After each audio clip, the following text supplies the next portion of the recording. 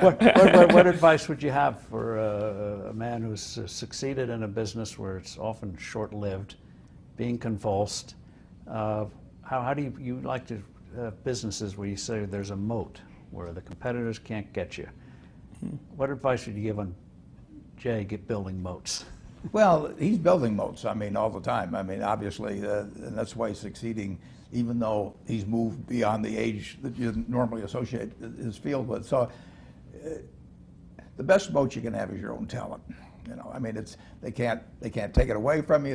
Inflation can't take it from you. Taxes can't take it from you. So when I talk to students, I see these students and I tell them, you know, you're $1 million asset. I would pay you $100,000 to the MBAs for 10% of the earnings for the rest of your life. So that makes you $1 million asset. Now, if you can do something to increase that value 50%, if you can learn to communicate better verbally or in written form, and you become 50% more, that's $500,000 just by improving yourself. I mean, nobody can take that away from you. And so I urge everybody, you know, I talk to them in high school about this and colleges, just develop the habits. You've got the brain power, you've got the energy, but develop the habits of success and look around you at the people that you admire, you know, and list what makes you admire them compared to somebody else that looks equally strong or equally talented.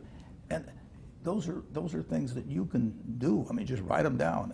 And you know, people like people that they like them if they're humorous, if they're friendly, if they give credit to the other fellow. I mean, and they don't like them if they're stingy, you know, or they overstate and overpromise and all those sort of things. Well, that's a decision you make. So I encourage everybody to build your own moat around yourself.